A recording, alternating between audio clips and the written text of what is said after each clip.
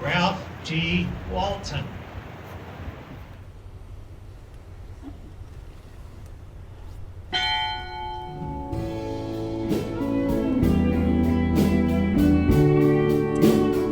Thomas Benson.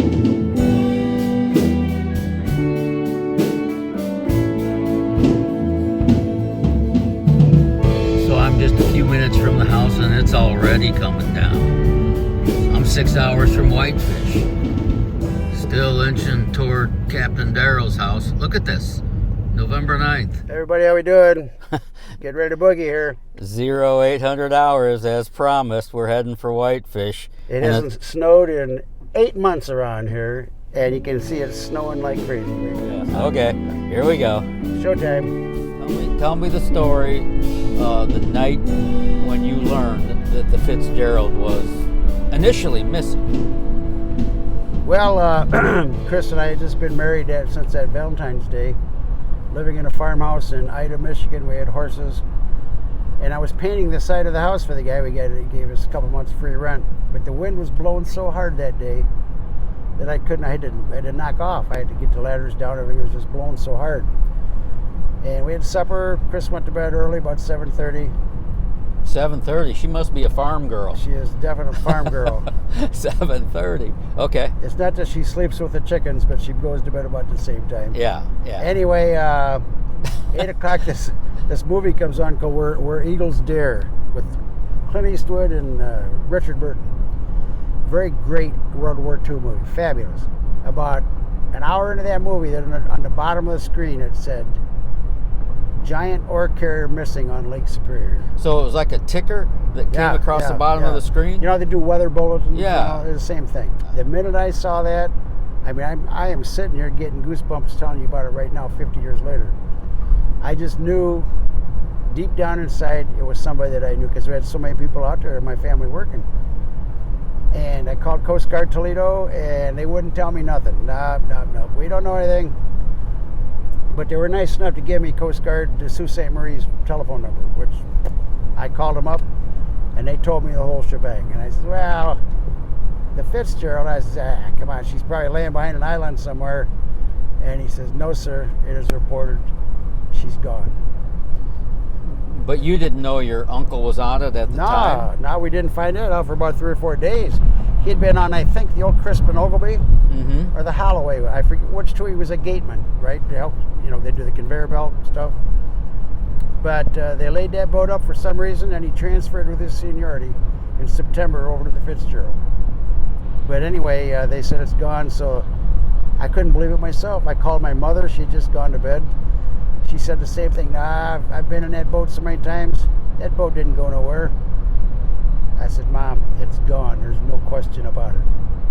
And to say all hell broke loose the next day would have been an understatement, because she was president of the Marine Engineers' Wives, and a lot of these wives, their husbands worked out there. And boy, oh boy, it was a strange time. First thing I said is, what boat is Dad on? And she said, the Reserve. And it turns out they're anchored in the St. Mary's River with both anchors down off the bow, with the engine running at half speed, just to sit still. Just to sit still. And at 7:10 p.m., Dad said he had to write this down in the engineering log. A big gust of wind came up and they broke the anchors loose. They had to rev the engine up to reset the anchors. Now that is when the Fitzgerald's going down, and Dad does not know at the time that his brother's on it. Now Uncle Grant's son, Alan, was on either the Wolverine or the Roche, one of them two, as a QMED, qualified man in the engine department. They were fighting their way for their lives up Lake Michigan, 2-3 miles an hour, man. And they suffered damage on the boat. The boom almost broke loose.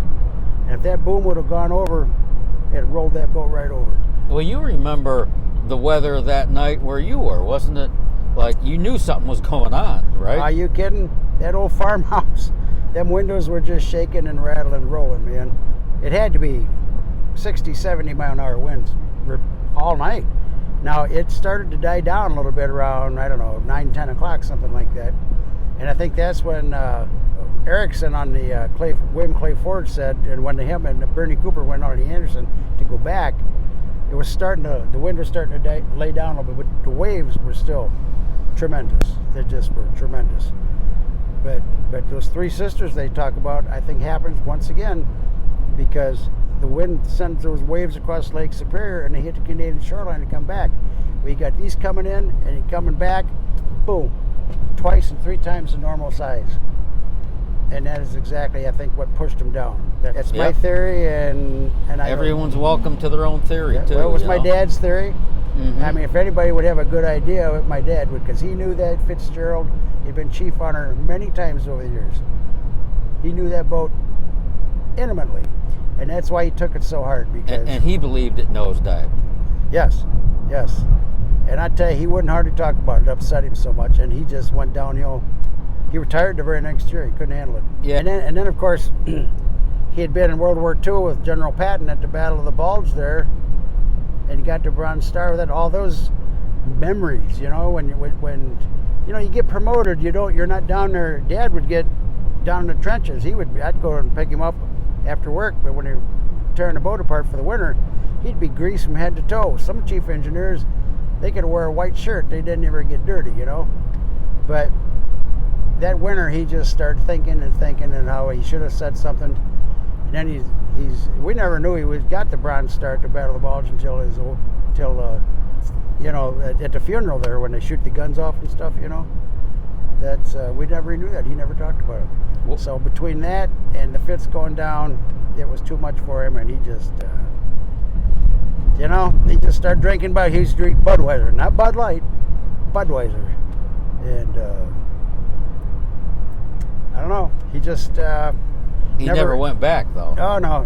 Like I said, the next year he went back for a couple months, and that was it. He just says, "I'm done." He lost when that boat went down. The old man lost his love for sailing. That was it. It was over. Yep. And like I said, my Uncle Claude started in 1939. He's the one that got my dad the job. And then my dad got my Uncle Grant the job. And Uncle Grant got his son, Alan, the job. And Tom sailed on the Fitzgerald. And I was on the Richardson, and I was on the Steelton. And Brother George was on the Crispin Ogilvy for years. And we're a sailing family. And that's why we're going to Whitefish Point. What? And this will be the first time you will ring the bell for your Uncle Grant. I'm going to ring the bell, and it's going to be very, I know you're looking forward to going, but there's got to be some mixed emotions. Oh, well, there is. I'm sad in one aspect, but on the other, in the words of Bob Seger, it's time to turn the page. And I'm going to look at this, instead of being all bummed out, I'm going to look at it as a celebration of life. These guys died with their boots on. A lot of them were World War II veterans, man, and they made it through World War II. My Uncle Grant, World War II veteran, and a lot of them were. But to die like this, are you saying this is some sense of closure you think you'll get from this on the other end? Parts of it is going to be partial closure, but little by little, as these people get older, they're revealing more information. Whoever heard about that 150 foot of line from the winch? Yeah, I think it's 120 foot of cable. What's that all about? Is pulled out from the forward winch on the Fitzgerald. That's something I didn't know about. Well, that's what I'm saying. And then everybody that more and more you're hearing about the hatch covers. And then, do you have any vivid memories of your Uncle Grant? I mean, when you think about him, is there something that stands out for you? Yeah, he gave me the first car I ever had in my life. He gave it to you? Yep, because they had these dock cars, see, at different ports. Yeah. He had this car, it was an old 51 Plymouth. That was your first car? A 51 Plymouth. 3-speed on the column. And when wintertime came, all the guys had to get the cars off the docks so they could plow the road there, see?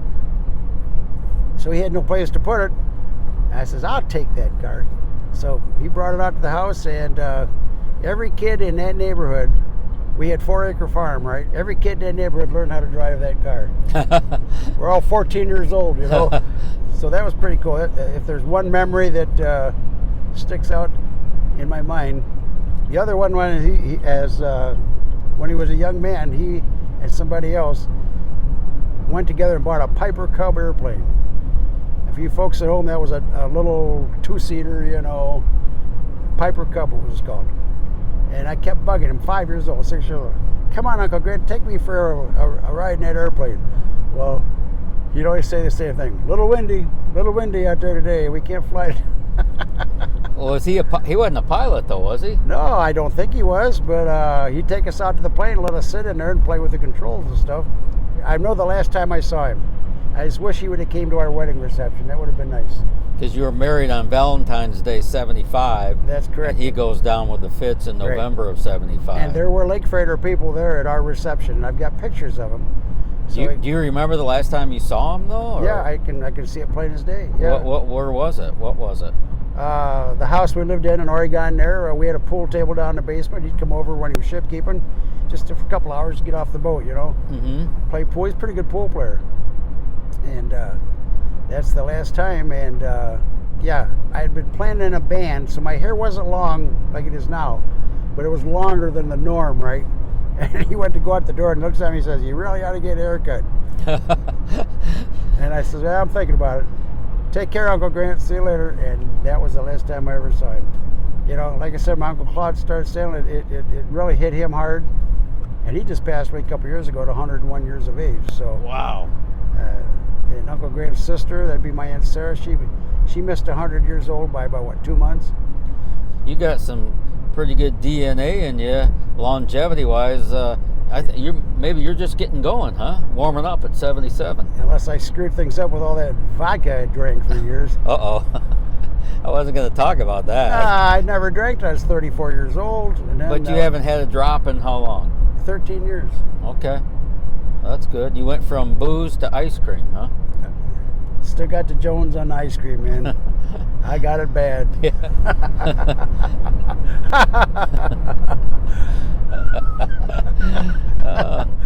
Oh, sure. Okay.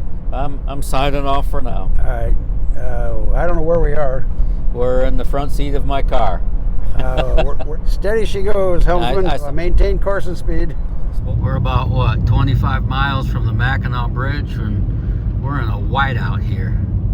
The weather cleared up just in time for us to skid across the bridge. Thank you. Get you going. My memories of the Mackinac Bridge are breaking ice going under it, not over it. We have successfully traversed the Mackinac Bridge. Welcome to the UP. We are now officially Upers. Yep, it's us, Ubers. How you doing? Good, how are you? Good. Have a nice day. Thank you. Same for you. Coming into Paradise, Michigan, where we are staying.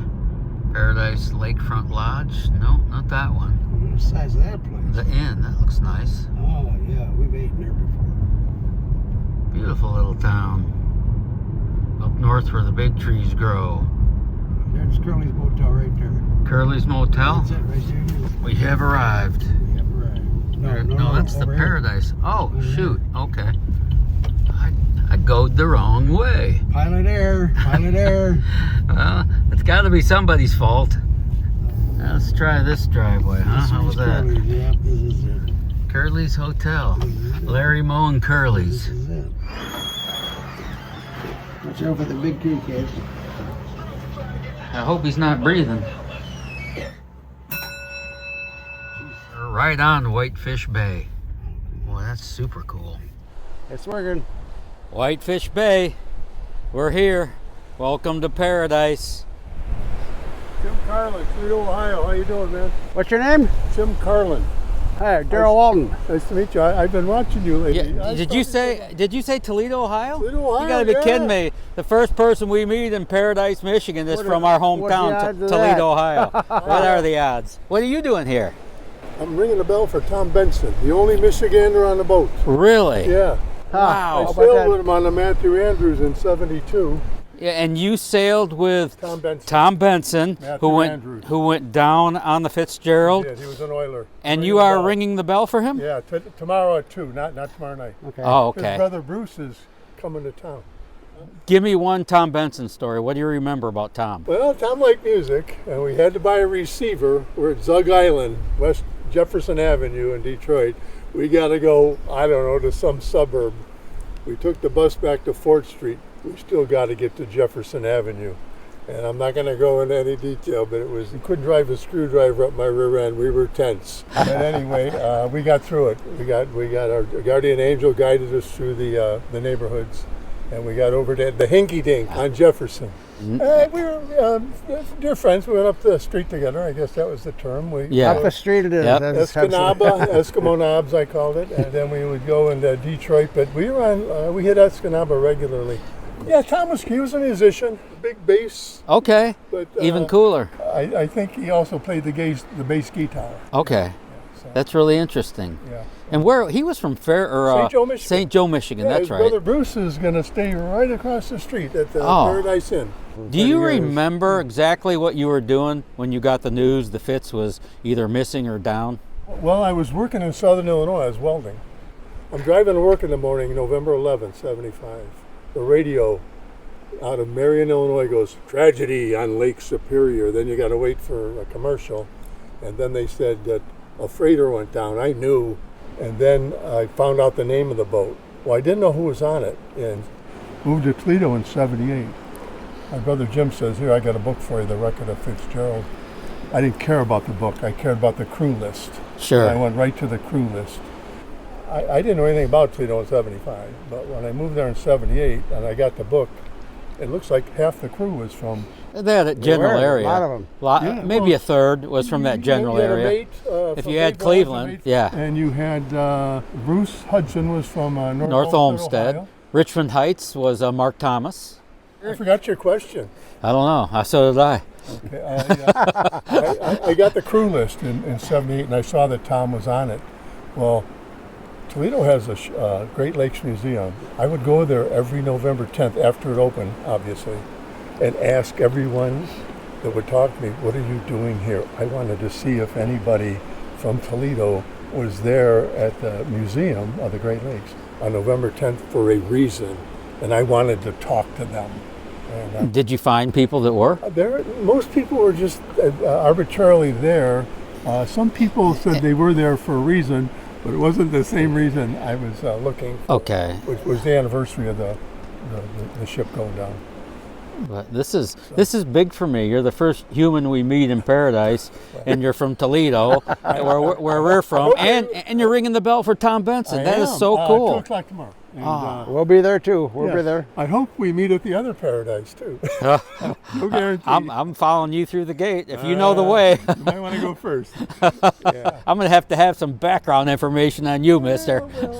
Okay, You back ask, then. Yeah. I saw some of Yep, your work lately on YouTube. I love it. Yeah, thank you so much. And yours too, Darrell. Tell me your name appreciate again. Timothy. Tim Authy? Well, it's Timothy, but the judge Tim I called Authy. it Oh, okay. Timothy. Yeah. Did they give you a last name? He gave me 5 years. No.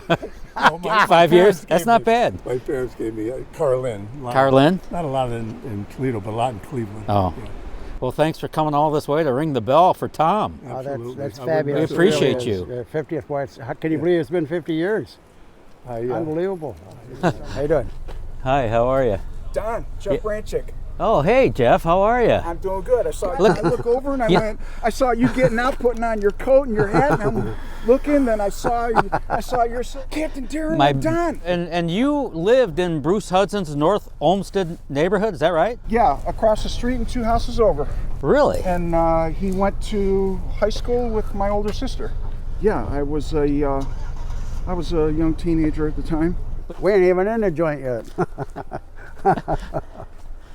Cool. What? It's just beautiful through it. There's a little ice here and there. I don't know if that's salt they got in there. But yeah, there's the Shipwreck Museum right here. I assume the bell's in there. We haven't been in yet. We'll be in tonight for the ceremony, but there'll be a public ceremony at 2. The official ceremony for the family members ringing of the bell is bells at are- 7 the replica o'clock bells tonight. are- But this is the Whitefish Point Light Station. That's the light Captain McSorley was hoping to see shine bright to guide him into Whitefish Bay. Yeah. It didn't happen that way though.